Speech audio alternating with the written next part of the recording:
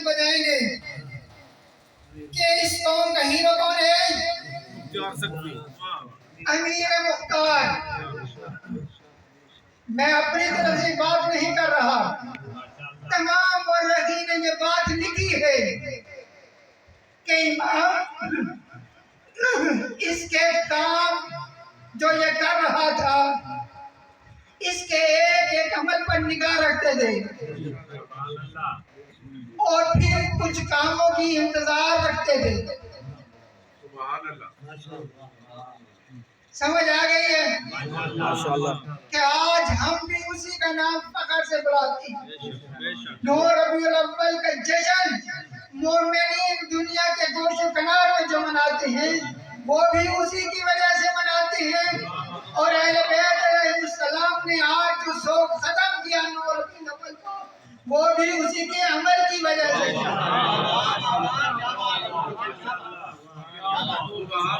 تو ہمارے پاس ہیرو موجود ہے جس کے نقش قدم پر ان جوانوں نے چلنا ہے۔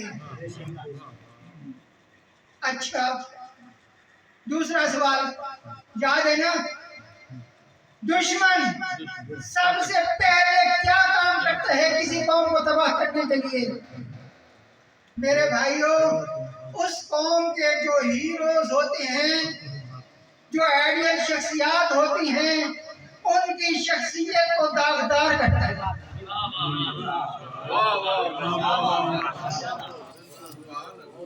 کسی قوم کو تباہ کرنا، داغدار کر دیا جائے، ان کو شکوک و شبہات کا شکار کر دیا جائے کہ اس قوم کے خود افراد، آنے والی نسلیں بھی پریشان ہوں کہ ہم اس کے بارے میں کیا کہیں۔ تو یہی کام اس امیر مختار سے کیا گیا۔ جب ہم اپنے نوجوانوں سے پوچھتے ہیں بتاؤ عید شجاع منا رہے ہو، بہادروں کی عید منا رہے ہو، دلیروں کی عید منا رہے ہو، بتاؤ تمہارا ہیرو کون ہے؟ خاموش رہتی ہے۔ کیوں؟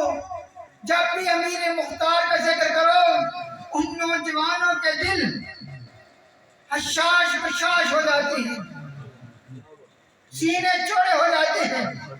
لیکن جب انہیں کہو تمہارا ہیرو کون ہے، تمہاری آئیڈیل شخصیت کون ہے، تو اس کا سوچنے میں پڑ جاتے ہیں، مجبور ہو جاتے ہیں۔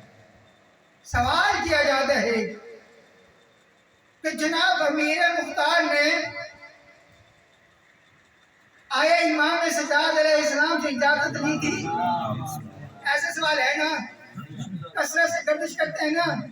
یہ ذمہ داری ہے جو جشن رکھا گیا ہے، مختصر وقت کے اندر آپ تک امیر مختار کی کچھ باتیں پہنچا دوں۔ لیکن یار بات یہ ہے، میں سمجھ رہا ہوں میری نوجوان جو ہے نا وہ خاموش ہے۔ ماشاءاللہ ماشاءاللہ۔ یار جو نعرہ آپ کو جگاتے ہیں نا جی، وہی نعرہ لگا دیں۔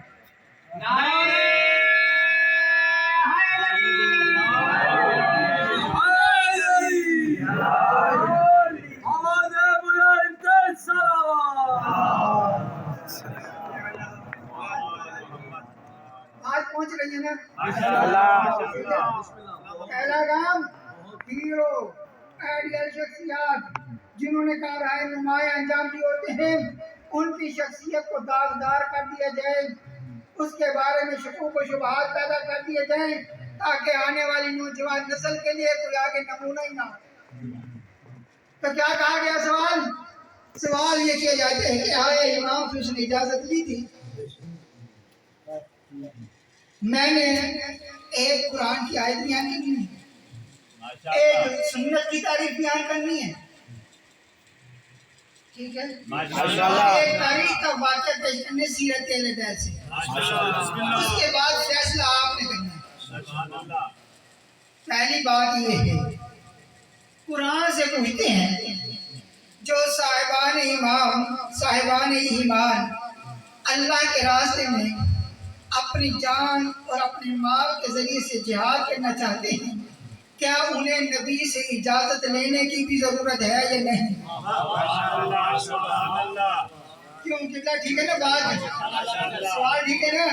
ہم قرآن سے یہ پوچھتے ہیں اے اللہ تو ہمیں بتا دے، قرآن کی روشنی سے حدیث کے منکر بہت نہیں جاتے ہیں، ہمیں ایک بات بتا دے، جو صاحبان ایمان اپنی جان اور مال کی قربانی پیش کرنا چاہتے ہیں، جان اور مال کے ذریعے سے اللہ کے راستے میں جہاد کرنا چاہتے ہیں، اے اللہ کیا انہیں نبی سے بھی اجازت لینے کی ضرورت ہے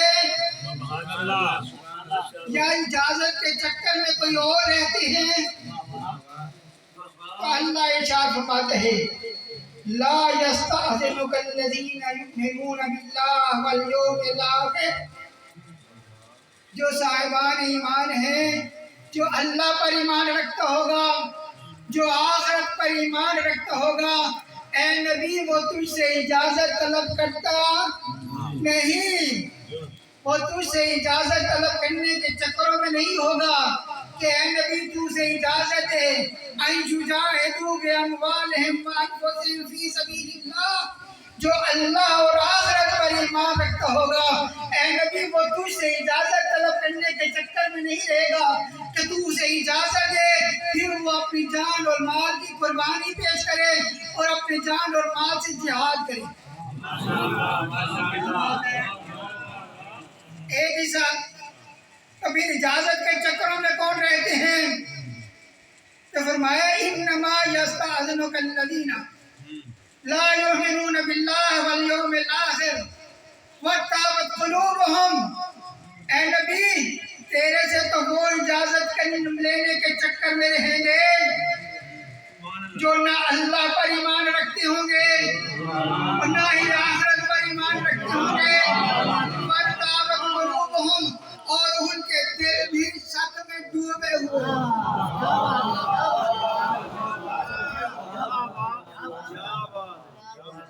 اب ہم یہ کہتے ہیں کہ ہمارا آئیڈیل ہے امیر مختار، اس نے اپنی جان کی بھی قربانی دی، اپنے مال کی بھی قربانی دی، اللہ کے راستے میں جہاد بھی کیا، اللہ کے دشمنوں سے بھی لڑا، نبی کے دشمنوں سے بھی لڑا، اہل بیت کے دشمنوں سے بھی لڑا، حسین کے دشمنوں کو بھی پکڑ پکڑ کر قتل کیا، ان سے بھی لڑا۔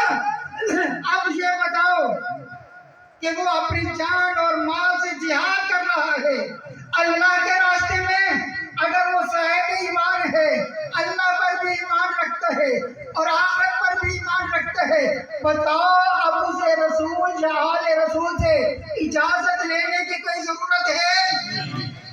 قرآن کہتا ہے ضرورت نہیں۔ آپ جو کہتے ہیں اجازت لی تھی یا نہیں لی تھی، اللہ کہتے ہیں اجازت کے چکر میں وہ رہیں گے جن کا نہ اللہ پر ایمان ہے نہ آخرت پر ایمان ہے اور ہیں بھی وہ مشکوک القلب۔ یہ پہلی آیت۔ اب سنت کسے کہتے ہیں؟ بالکل اختصار کے ساتھ فیصلے گھر جا کے کرنی ہے آپ نے۔ سنت کسے کہتے ہیں؟ کہا سنت کے 3 چیزوں کا نام ہے سنت۔ معصوم کچھ کہہ دیں وہ بن گیا سنت، توجہ کرنی ہے۔ معصوم یعنی نبی و آل نبی اگر کچھ کہہ دیں بن گیا سنت، کچھ کر دیں بن گیا سنت۔ اب تیسری بات توجہ ہے، اگر یہ والے دوست نعرہ لگائیں گے نعرہ حیدری، اب مجھے سمجھ آ گئی یہ پوری توجہ سے سن رہی ہے۔ تیسرا کام، معصوم کچھ بول دے سنت، کچھ کر لے سنت۔ اب کوئی کام کر رہا ہے، کوئی کام کر رہا ہے اور وہ کام معصوم کی نگاہ میں ہے، معصوم کے علم میں ہے اور معصوم اگر اس کام سے نہ روکے، کام کسی نے کیا ہے، معصوم جانتے ہیں مجھے کام کر رہا ہے لیکن اس کام کو معصوم نہ روکیں تو کام اس کا ہے، بن گیا سنت، بن گیا سنت، بھائی اس کا کام ہے نبی اور امام پر واجب ہے کہ اگر کوئی خلاف شریعت کام ہو رہا ہو، اگر کوئی خلاف شریعت کام ہو رہا ہو تو امام اور نبی پر فرض ہے کہ اسے روکے، اور اگر وہ نہیں روکتا تو اس کا مطلب یہ ہے کہ اس کام پر راضی ہے، اور جس کام پر امام اور معصوم راضی ہو وہ امام بن جاتا ہے سنت۔ اب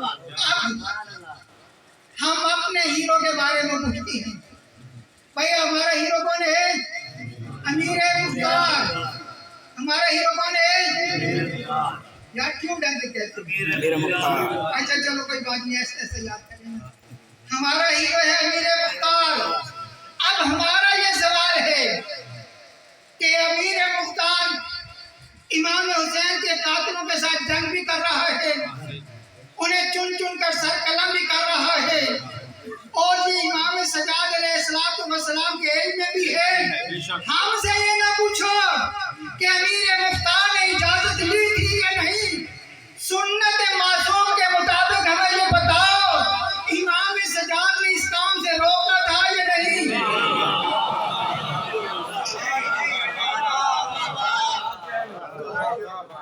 ہمیں یہ بتاؤ اس کام سے امام نے روکا تھا یا نہیں؟ اگر امام نے نہیں روکا تھا تو پھر تم کون ہوتے ہو؟ تیسری بات وضاحت نہیں کرنی، باقی بالکل مختصر ہے، آپ بھی 5-7 منٹ اور سننا چاہتے ہیں مجھے ایک آواز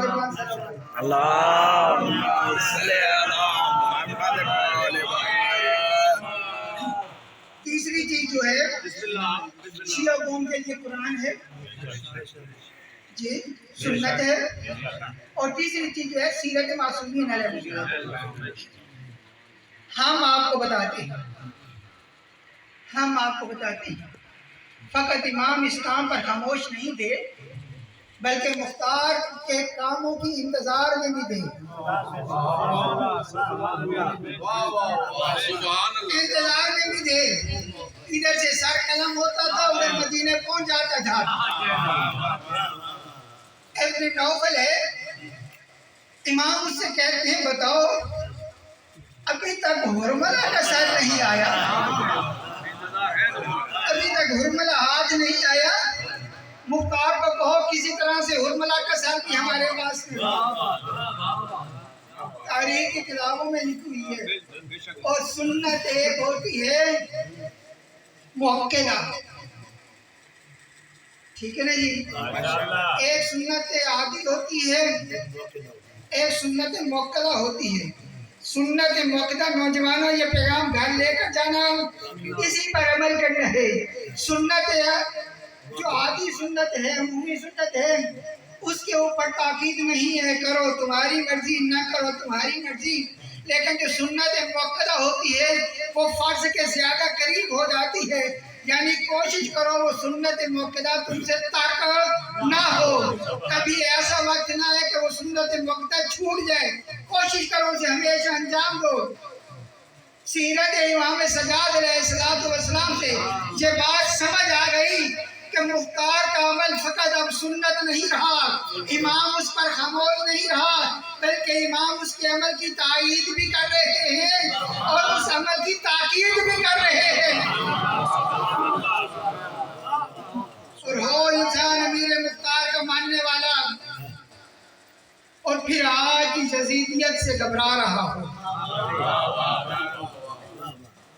نوجوانوں، عزاداری ہمیں ایک درس دیتی ہے، پیغام دے رہا ہوں۔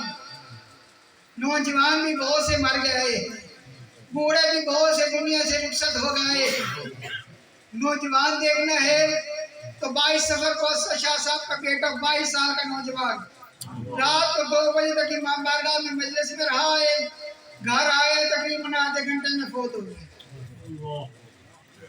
نوجوان 22 سفر، بزرگ دیکھنا ہے، میں مثال دے رہا ہوں، بزرگ دیکھنا ہے، ہمارے اپنے چاچا جی قاضی مظفر حسین 77 سال کے تھے، صحت مند تھے، نہ کوئی دوائی دارو نہ بیماری نہ کچھ، بہترین اچانک 24 ستمبر کو ان کی طبیعت خراب ہوئی ہے، فوراً اللہ کو پیارے ہوئے۔ تو دیکھیں نا، اس میں اسی عمر کے لوگ بیٹھے ہیں، جب 22 سے اور 70 سال کے درمیان میں بیٹھے ہیں۔ تو میرے بھائی، اور ڈرنا نہیں ہے، خوف زدہ نہیں ہونا، ہم نے سنت مختار کو زندہ کرنا ہے، ہم نے سنت مختار کو قائم کرنا ہے، یہ آپ کی اور ہماری ذمہ داری ہے۔ بتائیں عزاداری ہمیں کیا سکھاتی ہے؟ بات ختم ہو گئی۔ عزاداری کیا سکھاتی ہے؟ عزاداری یہ سکھاتی تھی کہ اگر ہم اپنے آپ کو لہو لہان کر سکتے ہیں تو ہمارا دشمن ہمارے ہاتھ سے بچ نہیں سکتا۔ عزاداری یہ سکھاتی تھی، اور ہم فقط کہیں جائیں تو کھڑے نہیں ہو گئے کہ بس 4 قطرے خون کے نکالے، بخشش کا زمان ہو گیا بس۔ کیوں بھائی میرے جوانوں؟ عزاداری کیا سکھاتی تھی ہمیں؟ بہادری۔ عزاداری ہمیں سکھاتی تھی شجاعت۔ اسی لیے مولا حسین نے فرمایا تھا، جس مولا حسین کی عزاداری ہم کرتے رہے، کیا فرمایا تھا؟ مثلی لا یبایع مثلہ، کہا تھا مجھ جیسا یزید جیسے کی بیعت نہیں کر سکتا۔ یہی کہا تھا نا، کس کے لیے پیغام تھا؟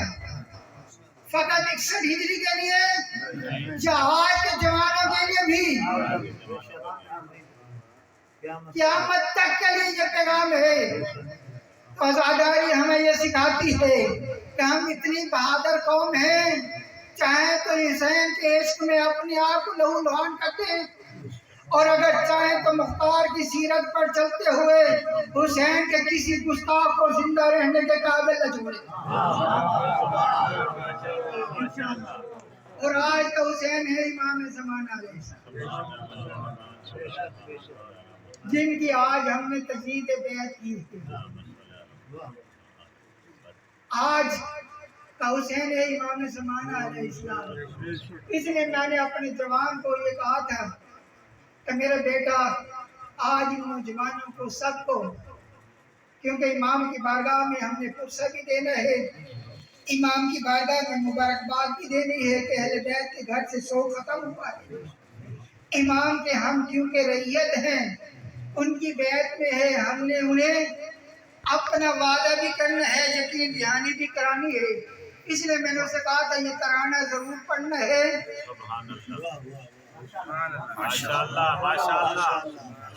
اور آپ نے ماشاءاللہ بڑے اچھے انداز سے ساتھ دیا، دل کی گہرائیوں سے اپنے امام کے ساتھ توسل کیا، امام زمانہ کا ناصر بنا دیا۔ خدایا مجھے ایسے تھا نا، ہم سب کا بیت زبان بھی یہی ہونا چاہیے، بیت کلام بھی یہی ہونا چاہیے، ہمارے ذہن میں بھی یہی ہونا چاہیے، کہیں آج کا حسین تنہا نہ رہ جائے۔ ہم اپنے مستیوں میں، اپنے چکروں میں گم رہے ہیں، ہم اپنے طور پر عزاداری امام مظلوم کربلا کر کے خوشحال ہو جائیں، ہم نے اپنا فرض پورا کر دیا اور دشمن نے ہمیں اسی چکر میں غافل کر دیا، اور آج کا حسین حل من ناصر ینصرنا کی صدا دیتا ہے۔ یہ آپ کی ذمہ داری ہے۔ آپ نے آج جناب زہرا سلام اللہ علیہا کو بس 2 منٹ، کیونکہ آج یوم فرحت زہرا، جناب زہرا سلام اللہ علیہا کی خوشی کا دن ہے، خوشی کا دن ہے، تو انہوں نے ہمیں ایک نسخہ بتا دیا خوش رہنے کا۔ کہا اگر تم نے ہم کو مان لیا نا، ہم کو مان لیا ہے، تو پھر مہربانی کرو اپنے دعوے کا ثبوت دو۔ اگر تم نے ہم کو مان لیا ہے، ہمارے محب اور تمہارے شیعہ ہونے کا دعویٰ کیا ہے نا، اس کا ثبوت دو، ورنہ صدیقہ کائنات بی بی، کائنات کی سب سے سچی بی بی یہ کہتے ہوئے جا رہی ہے اگر تم نے میری نہ مانی تو پھر تم ہمارے شیعہ ہی نہیں۔ بی بی کو خوش کرو، اور وہ اس جملے کے ساتھ پیغام لے جا رہا ہوں، صدیقہ کائنات بیوی، کائنات کی سب سے سچی بیوی، مخدومہ کونین بیوی فرما رہی ہے ان کنت تعمل بما امرناک به وتنتهي عما زجرناک عنه فأنت من شیعتنا وإلا فلا۔ ہم جتنا مرضی اپنے آپ کو سمجھیں، جتنا مرضی خطیب، جتنا بڑا مبلغ، جتنا بڑا ذاکر، جتنا بڑا علامہ، جو مرضی ہمیں کہہ کے چلا جائے، ہمیں اس کی بات سے کوئی فرق نہیں پڑتا، کیونکہ جو بات کائنات کی سچی بیوی نے کہہ دی، اب اس کے مقابلے میں جو بات بھی آئے گی وہ دیوار پر مار دی جائے گی۔ فرمایا دیکھو شیعہ ہونے کا دعویٰ تم نے کیا ہے، شیعہ ہونے کا دعویٰ تم نے کیا ہے، ہاں یہ ہمارے سردار ہیں، ہم ان کو پیروکار ہیں، شیعہ اسے کہتے ہیں جو پیروکار ہیں۔ کہا اچھا این کونتا مفرد دسی ہے، ایک ایک کو خطاب ہے، ایک ایک آخری بات ہے توفہ لے کر جائیں۔